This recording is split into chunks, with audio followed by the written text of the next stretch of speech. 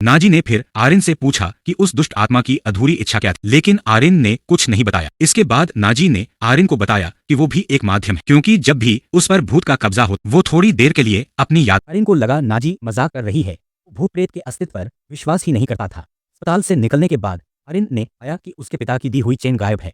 Chain उसके पिता की आखिरी निशानी थी और उन्होंने कहा था इसे कभी भी उतारना मत।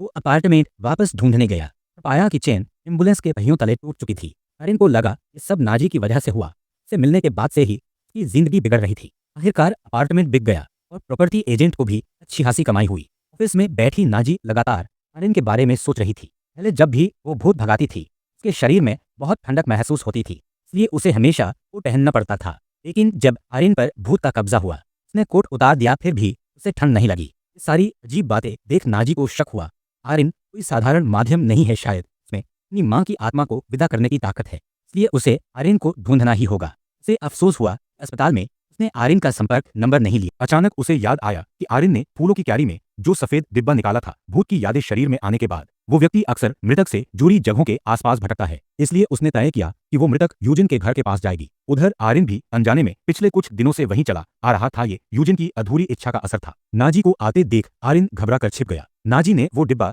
यूजिन के पिता को दे दिया। पिता ने डिब्बा खोला तो उसमें से एक खत निकला। ये यूजिन का अपने पिता को लिखा आखिरी पत्र था। पता चला कि बचपन से ही पिता ने अकेले यूजिन की परवरिश की थी और बहुत कठिनाइयां झेली थीं। यूजिन चाहता था कि घर की हालत सुधरे, इसलिए दोस्तों के साथ मिलकर शेयर मार्केट में पैसा लगाया, लेकिन सब डूब गया। अंत में उसने इमारत से कूदकर अपनी जान दे दी। पिता ने खत पढ़ते हुए रोते रोते आंखें नम कर ली। डिब्बे में एक ऐनक भी रखी थी। पिता ने इतने साल मेहनत की, लेकिन अपने लिए एक ऐनक तक नहीं खरीदी थी। यूजिन ने वो ऐनक जन्मदिन के तोहफे के रूप में देने के लिए खरीदी थी, लेकिन अफसोस वो दे नहीं पाया और दुनिया छोड़ गया।